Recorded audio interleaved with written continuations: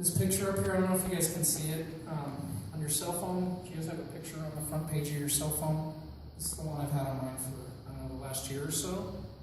So this is a person who's getting older, and he says, "Hey people, one day I will make something amazing happen." And then he's in the ground, and finally a flower pops up. And the whole purpose of this is we all know people who talk and say they're going to do something. We want to be people who do contribute, who help make something happen. We have an opportunity here. There are 17,000 kids in the Arizona foster care system. So Becky and I started foster care in 2008. There was 10,000 kids, and it had been stable for a while. Every year, for the last 7 years, it's been going up 1,000 kids a year. There's 17,000 kids. Problem with that? There's 3,500 foster homes. So there's not enough homes for these kids. So if there's no foster homes, the kids go into group homes. Group homes fill up pretty quick, then they go into shelters. Shelters aren't the best place for kids, and the shelters fill up. So Becky and I, we've known this has been happening. This is an article hit the news last November. We know this has been happening for years. It's not CPS anymore, now it's called DCS, but the kids are sleeping in DCS offices. So we saw communication probably a month ago, goes out to the network of foster families we know. Hey, there's 30 kids down at the DCS office, who wants to go pick up a kid? And they're not puppies, these are kids, right? These are human beings that need love and nurturing, and it's a huge problem. There's this big disconnect we have going on.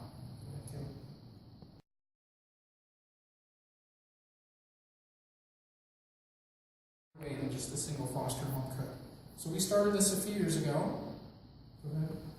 We had this long-term vision to help out. Picture 40 acres with multiple homes on it. In each one of these homes, we bring in a bunch of kids, 10 kids per home.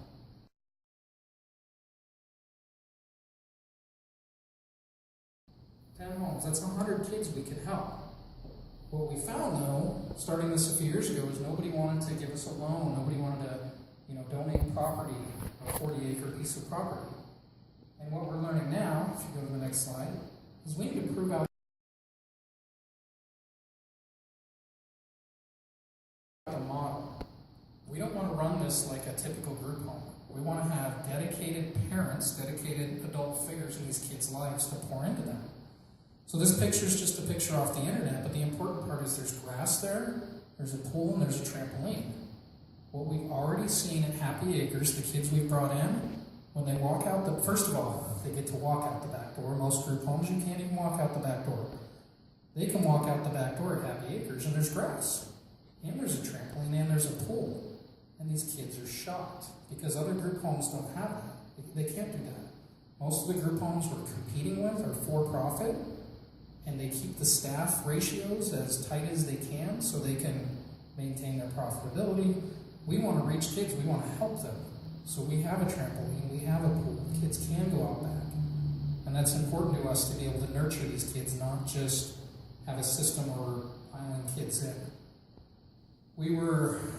Took us a while, but we got our 501c3 back in 2013. Last year we started the licensing, zoning, contract procurement process with the state, the county, the city, and March 9th we received our license, and our beds are full. So from the time we got our first placement, which was a little over a month ago, until the beds were all filled up was a couple days. Right now we get 3 to 10 calls a day from CPS, from DCS now, asking if we have more room. So last night I was over at Happy Acres, phone rings, pick up the phone, and this is a hard call to take. Hi, this is Jim, Happy Acres. Hey, this is DCS, do you have any open beds? And I have to say, no, our beds are full. And it's not just once, this is like over and over again, all day, every day that this is going on. We want to be able to help more kids. I hate this phrase, it's not fair, because I think people use it without perspective. What I'm going to tell you, and you guys all know me, so what I'll share with you, it's not fair that I share it. There's 4 precious girls that are just amazing in my life, and they each have an incredible story, and it's their story. It's not my story to share, it's theirs. They're not old enough to understand their story yet, but someday Becky and I will be able to share this story with them. Some of these girls are short, some are tall, blonde, brunette. These are my daughters. They have no blood connection. They have no relational, biological connection at all. But they're amazing sisters. They play together, they fight together, they laugh together. They're sisters. It's an incredible sisterly bond they have. Something else they have in common, they've all been in the hospital. I'm not talking, pretty Phoenix children, flowers on the wall. One of these little girls spent 3 months at county hospital in the intensive care unit. And when there is no dad and mom is in prison, there's nobody to go love on this little girl every day. There's nurses that are there for their staff. Staff comes through on their shift, but there's one of those little girls, 3 months. Every one of these girls has spent at least a month of their life in an intensive care. So it's not fair. They didn't cause that to happen. It was back to somebody who was supposed to be responsible for them, either hurt them or neglected or failed to protect them. And that's the problem. They're good kids, but they've been through a lot. And that's what we find with every kid we ever meet in foster care. Right? A lot of these kids don't end up in foster homes, right? So what happens to these kids when they remain in a bad environment and don't get pulled?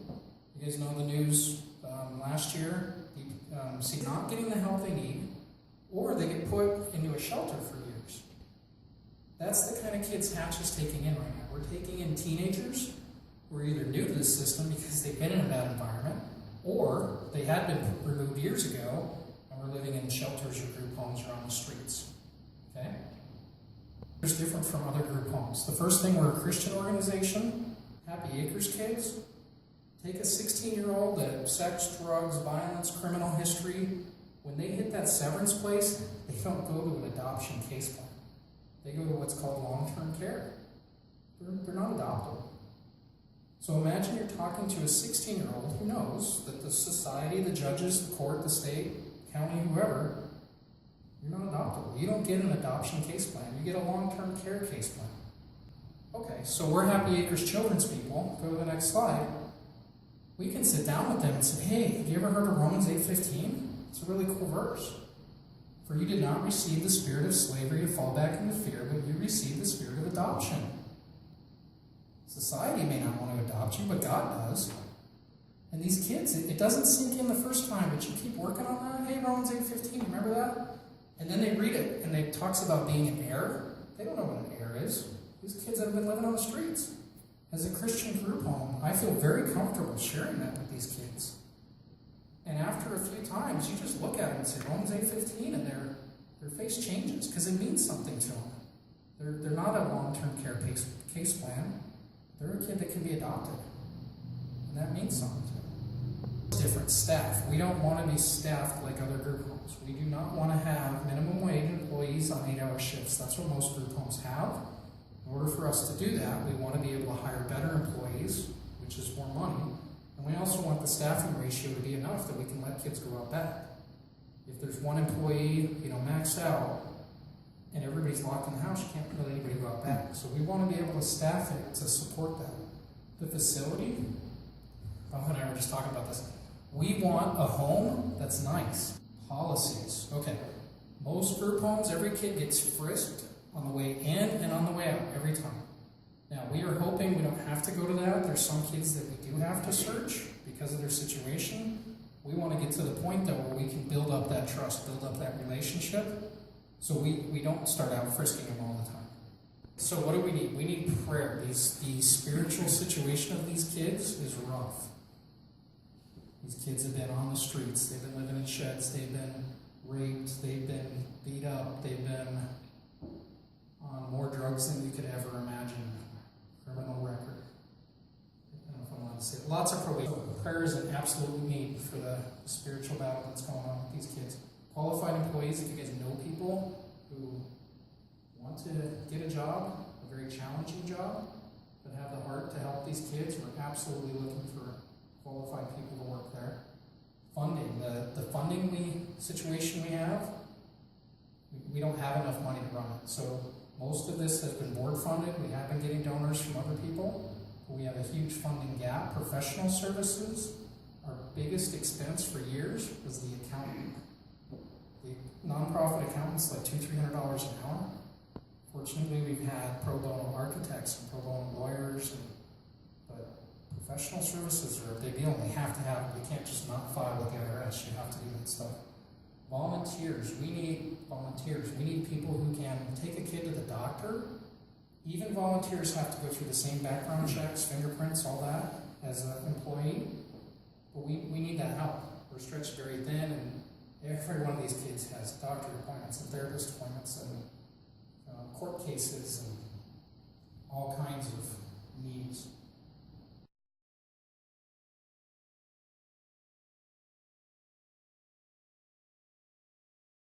Specific articles of clothing. Even most kids don't show up with anything. The kids that do show up with stuff don't have underwear or socks. Girls with one bra. Right now we're between 11 and 16 boys and girls, so that's the range. That body spray, they go through a lot of that. Shampoo, unbelievable how much, like a gallon of shampoo I think in the first couple weeks. I don't know what they're doing with it all, but it goes. Toilet paper, memberships. We'd love to take these kids to the zoo or the science museum, and it costs just as much. It's about the same for us to buy an annual membership for the whole home as it costs to take all these kids one time.